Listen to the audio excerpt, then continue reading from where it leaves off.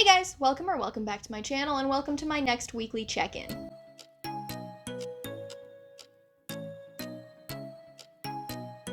Okay, so there were a couple of things that I managed to finish this week since I last spoke to you guys, and I wrapped up Age of Ash finally. I think last time I did my weekly check-in, I was saying how I had managed to get the audiobook for Age of Ash.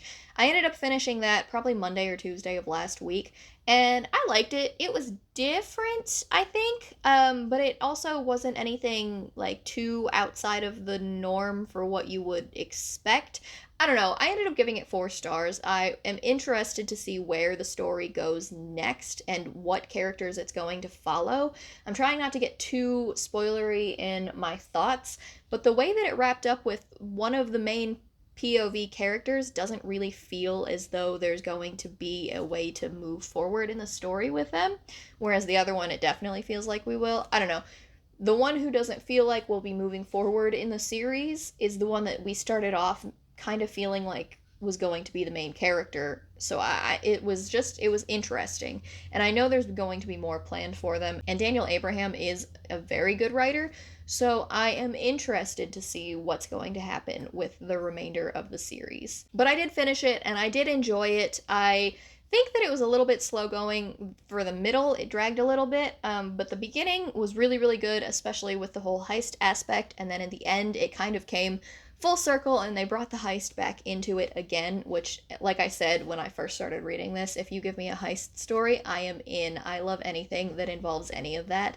So yeah, I really liked it. I would like to see where it's gonna go, and it's not top of the list for my reads this week because I also finished Age of Assassins by R.J. Barker, and oh my god, I loved this book so much. I gave it 5 stars. I needed to just sit down and finally finish it and just dedicate my time to it. I did have the ebook for it, but I was trying to read it physically as much as I possibly could, which slows me down because I don't have as much time to read physically as I would like to. But I started reading Age of Assassins a couple of weeks ago, and I was hooked immediately. Girton and the relationship between Girton and his master is adorable. It's probably one of my favorite like mentor mentee relationships in fantasy that I have ever read. The whole story here, where Girton is pretty much a fully trained assassin at this point, but he is with his master, and you find out how he came to be with his master and little things in their relationship that make sense as you start to read things from like flashbacks from mostly Girton's point of view. It was perfect. Like the relationship between them was perfect. Poor Girton, he's still struggling with knowing that he's capable of a lot of things that many people his age are not capable of, and yet still struggling with a lot of things that I think he's like 14 or 15-year-olds do. First love and trying to have friends and all of that stuff. It was adorable. It was adorable, and it wasn't adorable in like a should have been YA kind of a way, because this was definitely an adult fantasy. There is a lot of gore, there's a lot of dark stuff that's happening, and yet it was interesting how innocent he still was throughout all of that.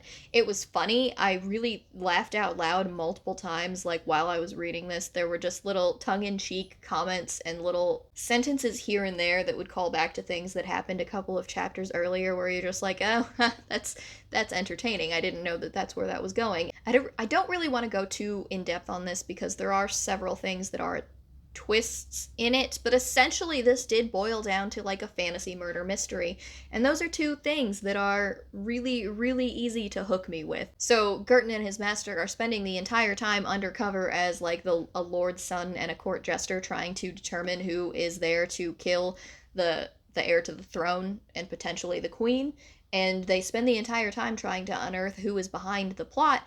It was good. The end was great. It was probably one of my favorite wrap-ups to a first book in a series that I've read in a while. I can't wait to read the second one, which I think is Blood of Assassins.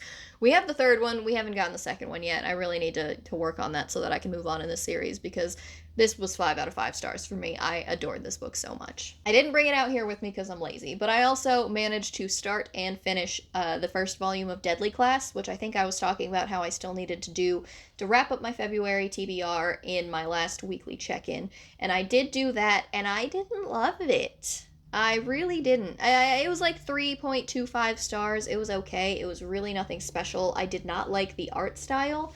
For some reason, the art style, it just like my brain could not wrap itself around it. And I don't know. I thought I would like it a lot more than I did, so I was a little disappointed that it wasn't. Maybe I just built it up too high in my head, but yeah. Deadly Class Volume 1 wasn't as exciting for me as I thought it was going to be. Okay, in terms of my reading plans for this week, still working on my reading vlog for Crescent City 2. We are finally getting somewhere with that, so hopefully that'll be coming out within the next week or so. I also resumed reading Rhythm of War, finally, which is a great segue into the fact that, did you notice these beauties behind me? Because your girl got the Kraken Stormlight Archive dust jackets, and they are exactly as gorgeous as you would think that they would be. So, yeah, they came with the bookmarks, and I love them. They are beautiful on my shelves, and I don't want anything to ever happen to them.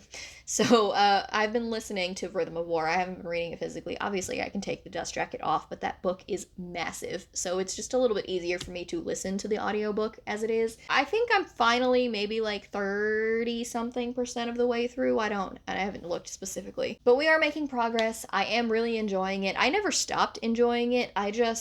It's such a big book that I set it off to the side and then I never prioritized picking it back up again because I got distracted with other stuff, which is what happens to me literally all the time. So yeah, I restarted Rhythm of War. I really, really am enjoying it.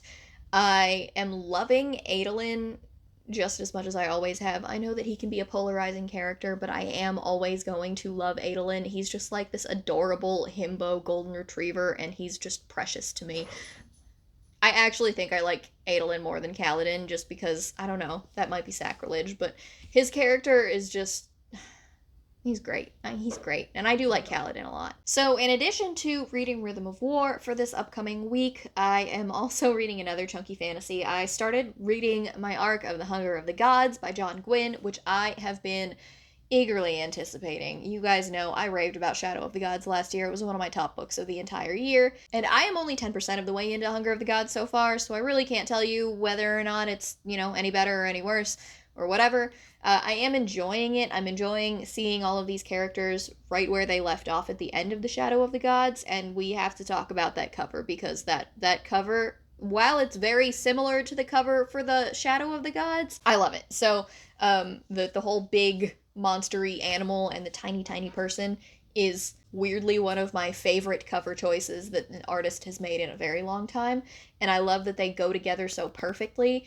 And anyway, yeah, Hunger of the Gods, I'm enjoying it. It has been interesting so far, like I said, seeing where all of the characters left off, and I think that's it for all of the stuff that I am currently in the middle of. My plan for when I finally finish House of Sky and Breath is for me to finally pick up Pawn of Prophecy. If you've been following my channel, you know that me and Lauren from Lighting Lavender and Z from You Can't Catch Z are all doing the Belgariad along, where we read one book from the Belgariad by David and Lee Eddings every month for the next 5 months, and March is Pawn of Prophecy. We're going to be doing a live show on April 2nd or 3rd. I don't think we've picked a specific date yet, but I really need to read this. I think that Lauren has started it. I don't know if Z has started it yet. It's like the 7th or the 8th. We have all month to do this, and it's like 192 pages of this book, so it'll be pretty quick. I think that it was a fairly fast and easy to digest read the first time that I read it, so yeah, I'm looking forward to revisiting this world. Last thing that I wanted to talk about before I wrap this up is this is the week after the Brandon Sanderson Kickstarter, and however you feel about what he's doing and how he's doing it, as of this moment, it is the most funded Kickstarter in all of Kickstarter's history, and I think that we have to take a second and just appreciate that accomplishment. And like I said, however you feel about it or don't feel about it, I think that it's pretty cool what happened. I am obviously a Brandon Sanderson fan, and yes, your girl did back the Kickstarter because I am very, very excited for this. I listened to the first 5 chapters of the first book of Secret Project 1. I'm not going to talk about it here in case you guys don't want any spoilers, but it made me even more excited for them because listening to it, it's completely different than anything else I've ever read from him before, and I like it a lot. So I'm pretty excited for all of those to happen. I'm excited for 2023 to see what's going to come of that. I'm excited to do the unboxings for all of those for you guys. And yeah, I think that the Kickstarter's pretty cool. I hope you all had a really great reading week, and I guess that's it for this update. So don't forget to like this video if you liked it, and subscribe to my channel if you want to see more content from me. Don't forget to check out the description box where you're going to find a discount code for Hello Lovely Book Box, as well as links to my Goodreads, my Twitter, and my Instagram in case you wanted to follow me on any of those. But that's it for me today, guys, so I'll talk to you in my next video. Bye!